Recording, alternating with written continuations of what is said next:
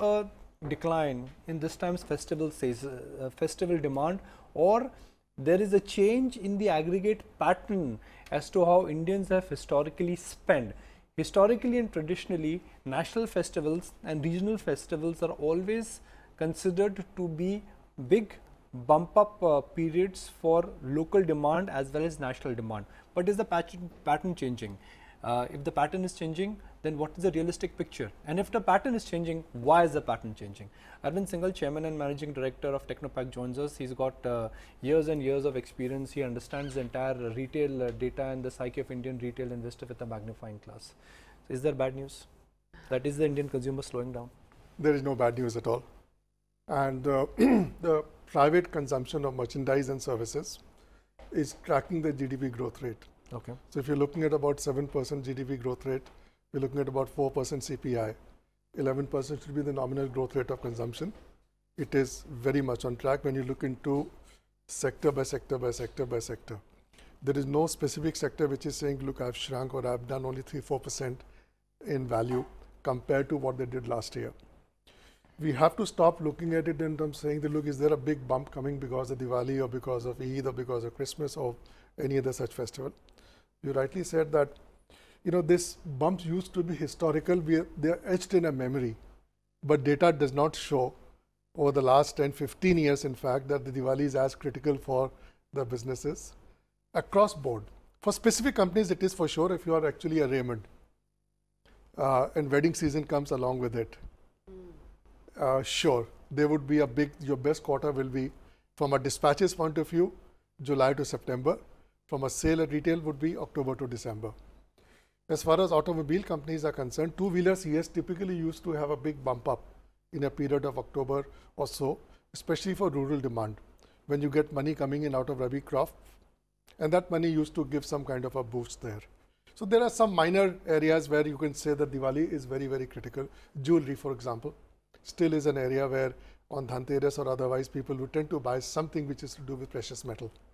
But that, having said so, I think the multiple factors, first of all, the consumer purchase behavior has dramatically changed over the last 4 or 5 years.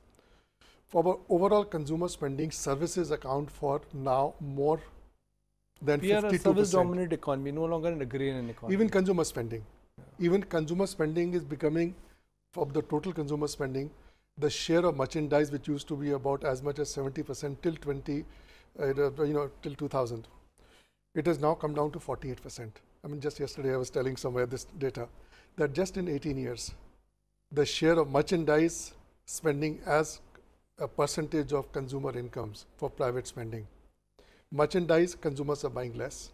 Services like education, leisure, recreation, fuel which goes into your two-wheelers, insurance, and eating out, food services. Yeah. These are the segments we should be tracking, in fact, to say, is there a slowdown in the economy or not? Only merchandise will give us a distorted picture, number one. Second thing, after food and grocery, clothing is still number 2. But clothing, as we know, the core buying segment is still about 18 to 35 or so, maybe 18 to 40. You're so right when you say that. You know, as a child, I remember Diwali pe naye kapde aate the. No. Now you go and buy merchandise when you feel like buying. Exactly, exactly. In fact, the school holiday period or the college holiday period gives a big bump, which used to be a dead period for clothing retailers. Not anymore. That's a big bump period. So I think those patterns have fundamentally changing because of consumer behavior and incomes. Right. Arvind, you know, just hold on to that thought. We've also got Harish Bijoor joining in, so I'm going to get in Harish as well onto the discussion. Harish, would you concur with Arvind's view that it's no more one Boxing Day, one Diwali, one Black Friday? For India, their festivals spread all across the year, so it would be wrong to really take pre-Diwali sales data and say that there has been a consumption slowdown.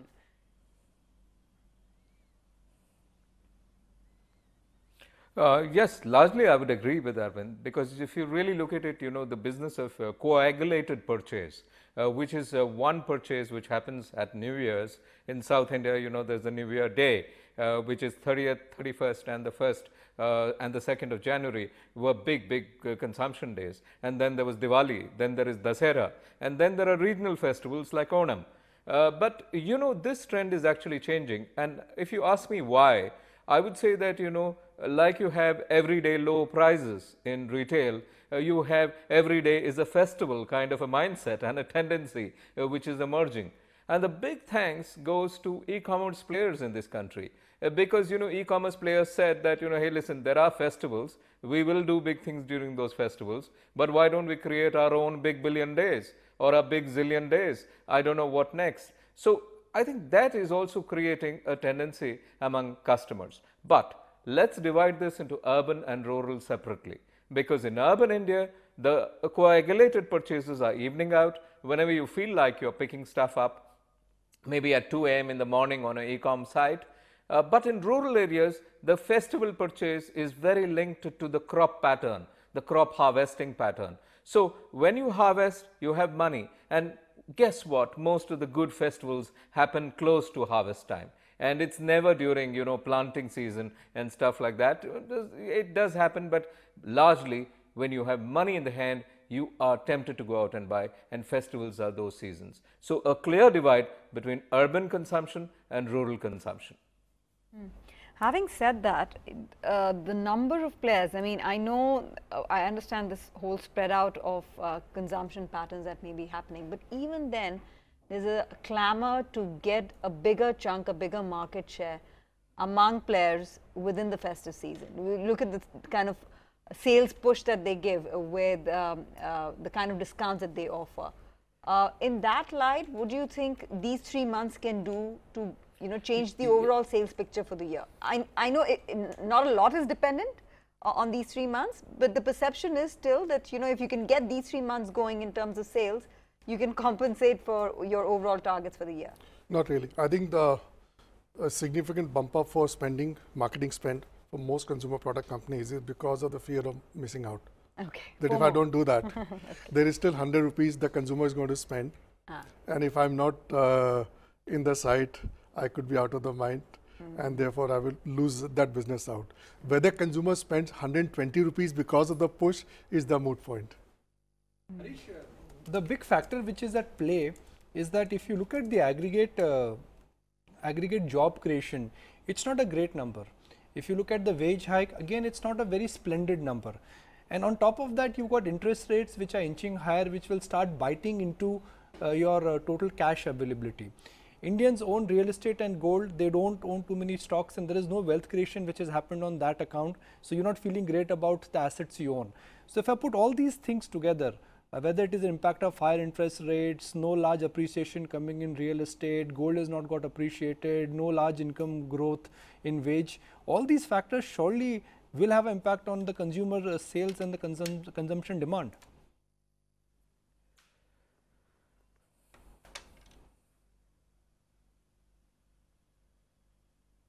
Harish, would you like to respond to my question? Yeah.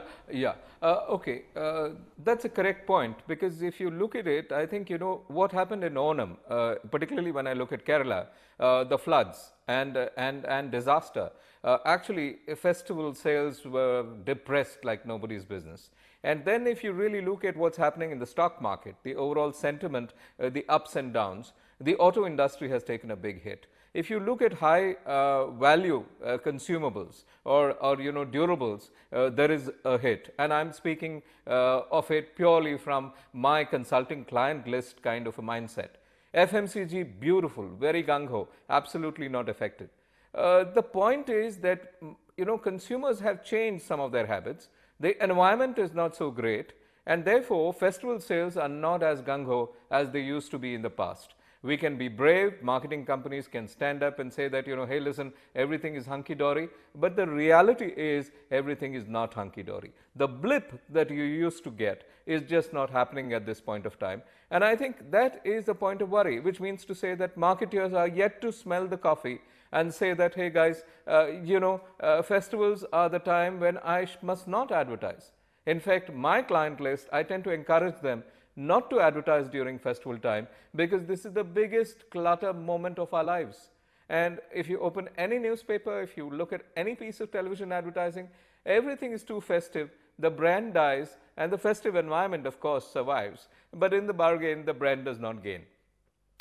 Simple idea, don't really overload on the festival, but try to be real with the consumer and stay level.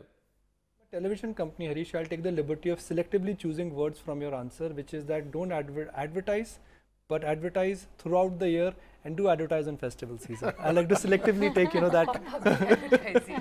No, but nobody is saying don't advertise. They're just saying it don't blow up all your firecrackers, so to say. No, you must advertise during festival season and you must advertise throughout the year. That is what I take away. I would like to take as a television company. Okay. But Harish, where is it that you're seeing those blips like you were just mentioning? Where do you feel consumption patterns are getting a little shaky and they're sort of tapering down?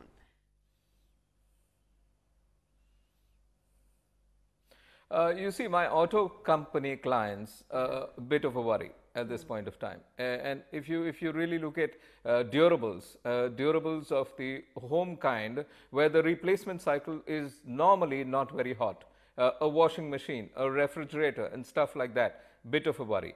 Television, I mean, surprisingly, the large format, large screen television sets with technology added, the intelligent television, etc., not moving as fast as were expected. So inventory levels planned for, very exciting levels planned for, with a little bit of caution to say that, okay, I'll start producing for the last bit of demand a little later.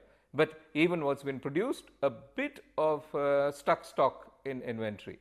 And the worry is, of course, discounts, too many discounts going around, and that worries the sustainability factor in most of retail enterprises at this point of time. What about the big per capita, consumption play that, Indian consumers will start spending more, their per capita is going up. I mean, at $1,800, we are still one of the least per capita countries in the world. I was just scanning across among 80 countries, we are ranked 72. Do you think that consumption, like people's purse strings are getting extended out, that they are willing to spend more despite the sales push that comes in from the players? They can only spend as much money they have. They can't be spending more no matter how much sales push you do or what discounts you give. So you're absolutely right, low per capita incomes translate to low overall consumer spending. Having said so, I think one has to be very clear in terms of what are the consumers spending money on. They are spending money on food and grocery as a poor country. We normally don't track that. Durables is actually a distant third. Mobile phones is becoming, within the category, the larger amount of consumer spending. And I just talked about services taking a lot of the consumer spending. There are other behavioral changes which I don't have the time here today, but if you talk about TVs, you just see the penetration of smartphones and therefore viewing habits going from big screen to a small 5-inch or 4.5-inch screen. And this is across board, including very affluent. Why would you want to have a big screen when you are on demand where you are, personalized programming available to you? Now, those kind of changes, I think marketers probably know that. But from our analysis point of view, if you were to start to say that TV sales are not so hot today as they could have been, maybe there is a different reason not linked to the economy as such. So just to wrap our today's conversation, Harish outlined that for his auto clients, he can smell and he can feel the slowdown. For his consumer durable companies, they can see the slowdown.